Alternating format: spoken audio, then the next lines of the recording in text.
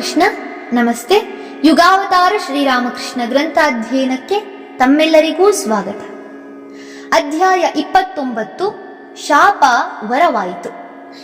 ಈ ನಡುವೆ ಶ್ರೀರಾಮಕೃಷ್ಣರಿಗೆ ಸಾಧನೆಗಳಲ್ಲಿ ತೊಡಗಲು ಅತ್ಯಂತ ಪ್ರಶಾಂತ ತಾಣವನ್ನು ಒದಗಿಸಿದ್ದ ಪಂಚವಟಿಯ ಪರಿಸರ ಬದಲಾಗಿತ್ತು.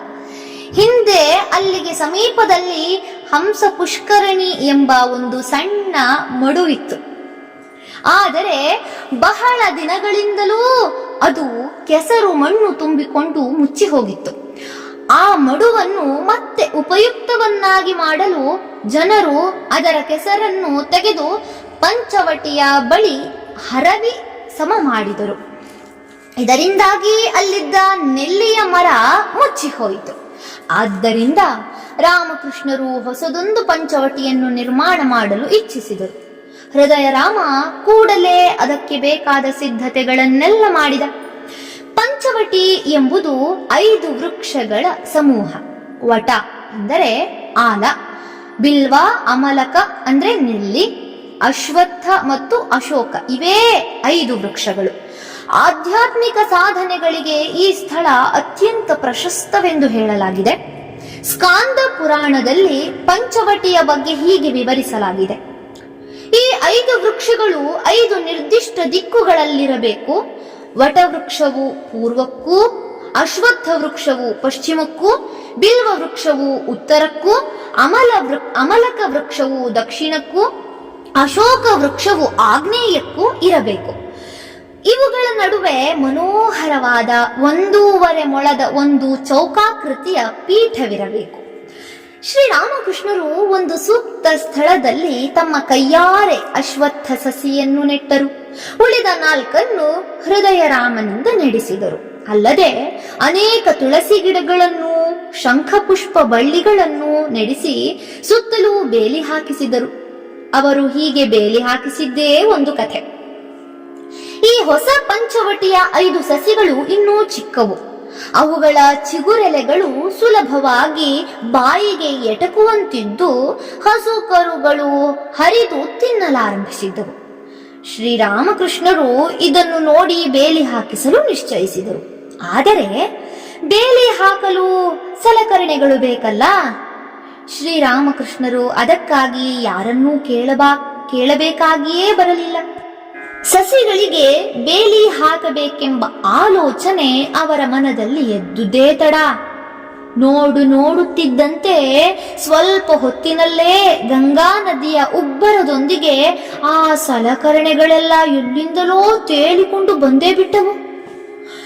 ದಕ್ಷಿಣೇಶ್ವರದ ಪ್ರಾಂತದ ಗಂಗಾ ನದಿಯಲ್ಲಿ ದಿನಕ್ಕೊಮ್ಮೆ ದೊಡ್ಡದೊಂದು ಅಲೆ ಸಮುದ್ರದಿಂದ ಹೊರಟು ನುಗ್ಗಿ ಬರುತ್ತದೆ. ಇದಕ್ಕೆ ಬಾನ್ ಎನ್ನುತ್ತಾರೆ. ಈ ಅಲೆಗೆ ಸಿಕ್ಕಿಕೊಂಡು ಮರದ ಹಾಗೂ ಬಿದಿರಿನ ಗೂಟಗಳ ಕಟ್ಟೊಂದು ಮಚ್ಚು ಮತ್ತು ಹಗ್ಗಗಳ ಸಮೇತವಾಗಿ ತೇಲಿ ಬಂದು ಪಂಚವಟಿಯ ಸಮೀಪದಲ್ಲೇ ನಿಂತಿತು. ಇದನ್ನು ಕಂಡ ರಾಮಕೃಷ್ಣರು ದೇವಾಲಯದ ತೋಟಗಾರನಾದ ಭರ್ತಾಭಾರಿ ಎಂಬುವನ ಸಹಾಯದಿಂದ ಅದನ್ನು ತಂದು ಎಲ್ಲ ಸಸಿಗಳಿಗೂ ಬೇಲಿ ಬಿಗಿದರು. ರಾಮಕೃಷ್ಣರ ಪ್ರೀತಿಯ ಆರೈಕೆಯಿಂದ ಕೆಲ ದಿನಗಳಲ್ಲೇ ತುಳಸಿ ಹಾಗೂ ಶಂಖ ಪುಷ್ಪ ಸಸ್ಯಗಳು ಎತ್ತರಕ್ಕೆ ಸೊಂಪಾಗಿ ಬೆಳೆದು ಆ ಸ್ಥಳವನ್ನೆಲ್ಲ ಮುಚ್ಚಿಬಿಟ್ಟವು. ಅವರು ಅಲ್ಲಿ ಧ್ಯಾನಕ್ಕೆ ಕುಳಿತರೆ ಹೊರಗಿನಿಂದ ಯಾರಿಗೂ ಕಾಣುತ್ತಿರಲಿಲ್ಲ. ಉತ್ತರ ಭಾರತದ ಹಾಗೂ ಬಂಗಾಳದ ವಿವಿಧ ಸ್ಥಳಗಳಿಂದ ಪುರಿ ಕ್ಷೇತ್ರಕ್ಕೂ ಗಂಗಾಸಾಗರಕ್ಕೂ ಹೋಗುತ್ತಿದ್ದ ಯಾತ್ರಿಕರು ಕಲ್ಕತ್ತದ ಮೂಲಕ ಹಾದು ಹೋಗುತ್ತಿದ್ದರು. ದಕ್ಷಿಣೇಶ್ವರದಲ್ಲಿ ರಾಸಮಣಿ ಭವ್ಯವಾದ ಕಾಳಿ ದೇವಾಲಯ ಕಟ್ಟಿಸಿದ ಮೇಲೆ ಅದರ ಕೀರ್ತಿ ಎಲ್ಲೆಡೆ ಹರಡಿತು. ಆಕೆಯ ಔದಾರ್ಯ ಹಾಗೂ ಅಲ್ಲಿ ದೊರೆಯುವ ಇತರ ಸೌಲಭ್ಯಗಳ ಸುದ್ದಿಯೂ ಎಲ್ಲ ಕಡೆಗೆ ಪಸರಿಸಿತು. ಆದ್ದರಿಂದ ಈ ಕ್ಷೇತ್ರಗಳಿಗೆ ಹೋಗುವ ಹಾಗೂ ಅಲ್ಲಿಂದ ಹಿಂದಿರುಗಿ ಬರುವ ಸಾಧು ಸನ್ಯಾಸಿಗಳನೇಕರು ದಕ್ಷಿಣೇಶ್ವರಕ್ಕೆ ಬಂದು ಕೆಲ ದಿನ ವಿಶ್ರಮಿಸಿ ಮುಂದುವರಿಯತೊಡಗಿದರು. ಇವರ ಪೈಕಿ ಅನೇಕ ಸಿದ್ಧ ಪುರುಷರು, ಉತ್ತಮ ಸಾಧಕರು ಬರುತ್ತಿದ್ದರು.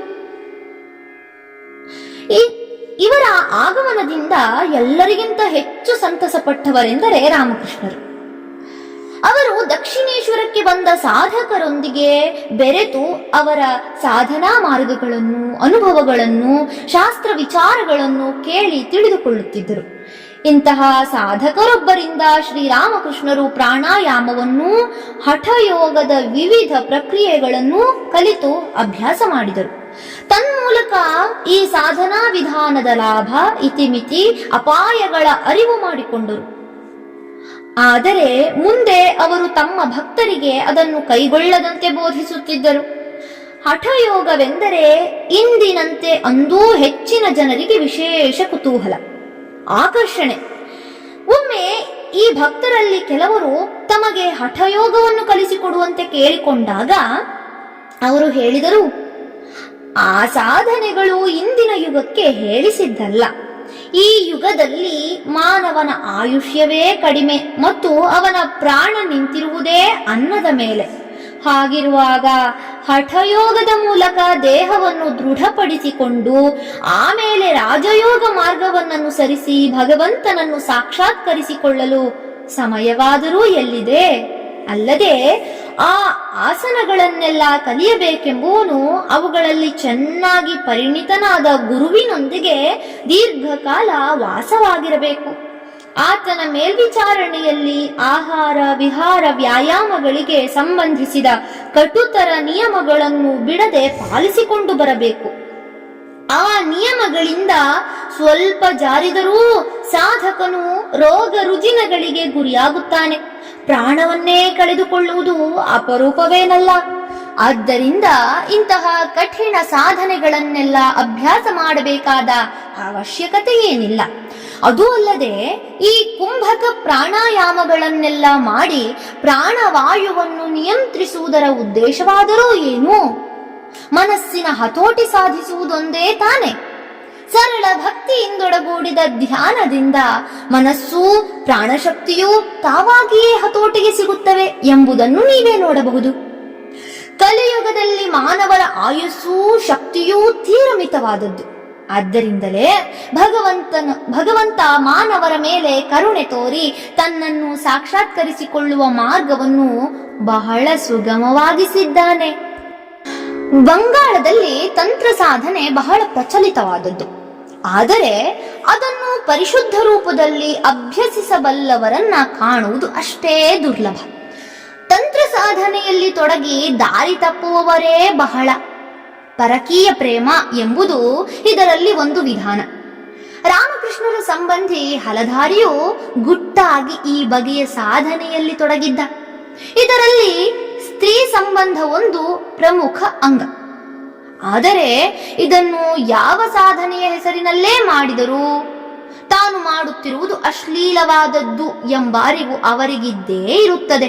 ಮತ್ತು ಎಷ್ಟೇ ಗುಟ್ಟಾಗಿ ಮಾಡಿದರೂ ಇಂಥ ವಿಷಯಗಳು ರಟ್ಟಾಗದಿರುತ್ತವೆಯೇ? ಒಂದು ಕಿವಿಯಿಂದ ಮತ್ತೊಂದಕ್ಕೆ ಹರಿಯದಿರುತ್ತವೆಯೇ? ಜನ ಹಲಧಾರಿಯ ವಿಷಯವಾಗಿ ಏನೇನೋ ಮಾತನಾಡಿಕೊಂಡು ವ್ಯಂಗ್ಯವಾಗಿ ನಕ್ಕರು. ಆದರೆ ಅದನ್ನು ಅವನೆದುರಿಗೆ ಹೇಳುವ ಧೈರ್ಯ ಮಾತ್ರ ಯಾರಿಗೂ ಇರಲಿಲ್ಲ. ಏಕೆಂದರೆ ಅವನಿಗೆ ವಾಕ್ಸಿದ್ಧಿ ಇದೆ ಎಂಬ ಸುದ್ದಿ ಇತ್ತು. ಎಂದರೆ ಅವನೇನಾದರೂ ಒಂದು ಮಾತನ್ನು ಆಡಿಬಿಟ್ಟರೆ ಅದು ಹಾಗೆಯೇ ನಡೆದು ಹೋಗುತ್ತದೆಯಂತೆ. ಆದರದು ನಿಜವೋ ಸುಳ್ಳೋ ಎಂದು ಪರೀಕ್ಷಿಸಿ ನೋಡುವವರಾರು? ಕಂಡದ್ದನ್ನು ಕಂಡಂತೆ ಹೇಳಿ ಅವನ ಶಾಪಕ್ಕೆ ಗುರಿಯಾಗುವ ಗ್ರಹಚಾರ ಯಾರಿಗೆ ಬೇಕು? ಹಲಧಾರಿಯ ಕುರಿತಾದ ಈ ಮಾತುಗಳೆಲ್ಲ ರಾಮಕೃಷ್ಣರ ಕಿವಿಗೂ ಬಿದ್ದುವು. ಆದರೆ ಅವರು ಮಾತ್ರ ಇದನ್ನೆಲ್ಲ ಕೇಳಿಕೊಂಡು ಸುಮ್ಮನಿರುವ ಸ್ವಭಾವದವರಲ್ಲ. ನನ್ನ ಅಣ್ಣ ಹೀಗೆ ಹೀನ ಮಾರ್ಗಕ್ಕಿಳಿದು ಜನರ ಬಾಯಿಗೆ ಈಡಾದನಲ್ಲ ಎಂದು ಅವರಿಗೆ ಬಹಳ ಸಂಕಟವಾಯಿತು. ಆದ್ದರಿಂದ ಅವರು ಸ್ವಲ್ಪವೂ ಹಿಂಜರಿಯದೆ ನೇರವಾಗಿ ಹಲಧಾರಿಯ ಬಳಿಗೆ ಹೋಗಿ ಹೇಳಿದರು, ಏನಪ್ಪ, ನಿನ್ನ ವಿಷಯವಾಗಿ ಜನ ಹೀಗೆಲ್ಲ ಮಾತನಾಡಿಕೊಳ್ಳುತ್ತಾರಲ್ಲ, ಇದು ನಿಜವೇ? ನೀನು ಹೀಗೆ ಮಾಡುವುದು ಸರಿಯೇ? ರಾಮಕೃಷ್ಣರು ಹೀಗೆ ಹೇಳಿದ್ದೇ ತಡ ಹಲಧಾರಿಗೆ ಮೈಯೆಲ್ಲ ಬೆಂಕಿಯಾಯಿತು. ನ್ಯಾಯಾನ್ಯಾಯದ ವಿವೇಚನೆ ತಪ್ಪಿ ಹೋಯಿತು. ಹಿಂದು ಮುಂದು ನೋಡದೆ ಹರಿಹಾಯ್ದು, ಏನೋ ನನಗಿಂತ ಚಿಕ್ಕವನಾಗಿ ನೀನು ನನ್ನನ್ನೇ ಪ್ರಶ್ನಿಸುತ್ತೀಯಾ? ಅಷ್ಟು ಪೊಗರೆ ನಿನಗೆ? ನೀನು ರಕ್ತ ಕಾರುವಂತಾಗಲಿ ಎಂದು ಶಪಿಸಿಯೇ ಬಿಟ್ಟ. ಅವರು ಆತನನ್ನು ಸಮಾಧಾನ ಪಡಿಸಲು ಎಷ್ಟೋ ವಿಧವಾಗಿ ಪ್ರಯತ್ನಿಸಿದರು. ತಪ್ಪು ತಿಳಿಯಬೇಡಪ್ಪ, ಇತರರು ಹಾಗೆಲ್ಲ ಮಾತನಾಡಿಕೊಳ್ಳುತ್ತಿದ್ದಾರೆಂದು ನಿನಗೆ ತಿಳಿಸಿದೆ ಅಷ್ಟೇ. ನಿನ್ನ ಒಳಿತಿಗಾಗಿಯೇ ಹಾಗೆಂದೆ, ನನ್ನ ಮೇಲೆ ಸಿಟ್ಟು ಮಾಡಬೇಡಪ್ಪ ಎಂದು ವಿವರಿಸಲೆತ್ನಿಸಿದರು. ಆದರೆ ಅವನು ಅವರ ಮಾತಿಗೆ ಕಿವಿಗೊಡಲೇ ಇಲ್ಲ. ಇದಾಗಿ ಕೆಲ ದಿನಗಳಾಗಿರಬಹುದು. ರಾತ್ರಿ ಸುಮಾರು 8-9 ಗಂಟೆಯ ಸಮಯ. ಶ್ರೀರಾಮಕೃಷ್ಣರಿಗೆ ಗಂಟಲಲ್ಲಿ ಏನೋ ಕೆರೆತದ ಅನುಭವವಾಯಿತು. ತಕ್ಷಣವೇ ಬಾಯಿಂದ ಧಾರಾಕಾರವಾಗಿ ರಕ್ತ ಸುರಿಯಲಾರಂಭಿಸಿತು. ಮುಂದೆ ಅವರೇ ಈ ದೃಶ್ಯವನ್ನು ಬಣ್ಣಿಸುತ್ತಾರೆ. ಬಣ್ಣ ಕೆಂಪಾಗಿರಲಿಲ್ಲ, ಹುರುಳಿಕಾಯಿ ಗಿಡದ ಎಲೆಯ ರಸದಂತೆ ಕಪ್ಪು ಮಿಶ್ರಿತವಾಗಿತ್ತು.